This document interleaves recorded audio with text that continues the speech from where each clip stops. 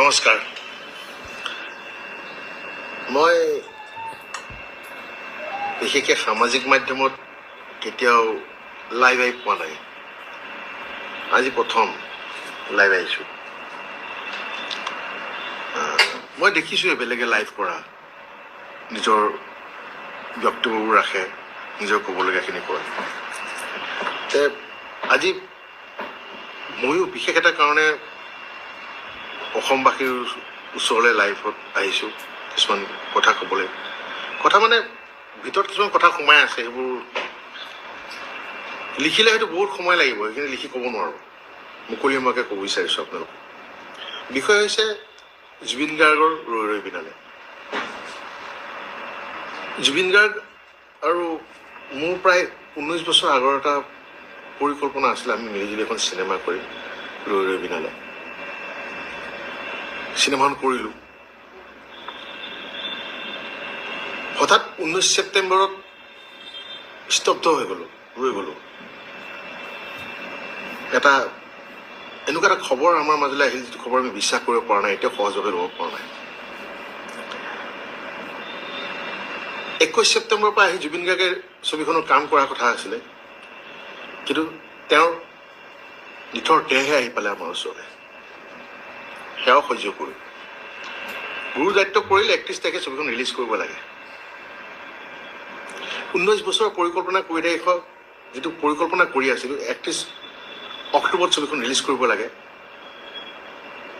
সেইটো জুবিন গাৰ্গৰে সপোন আছিলে, লক্ষ্য আছিলে 31 অক্টোবৰ। 31 অক্টোবৰ তাৰিখে দিন ৰাত টোপনি ক্ষতি কৰি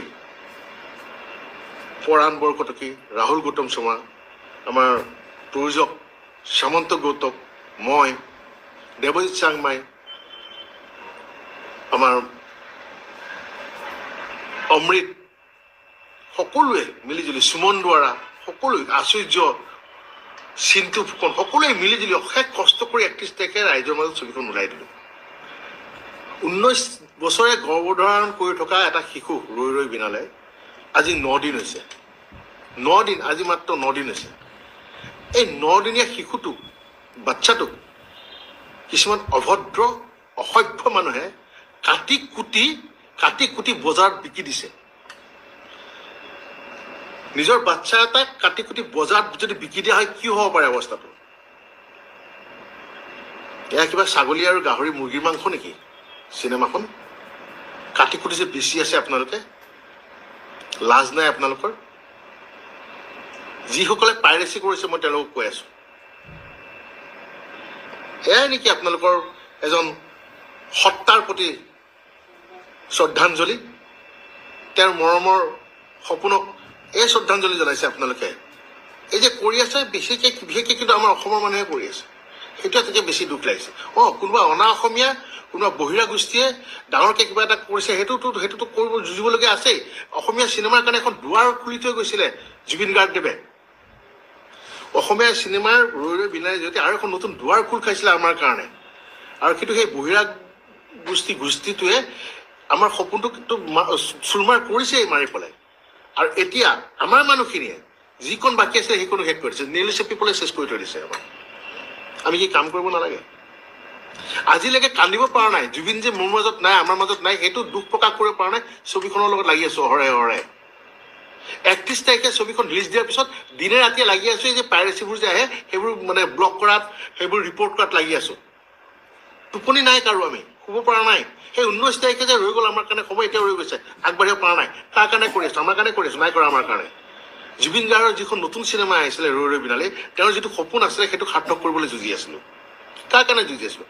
আপোনালোকৰ মৰমৰ জুবিন গাৰ্গৰ কাৰণে যুঁজি আছিলোঁ, আপোনালোকক ভাল পাই কাৰণে যুঁজি আছিলোঁ।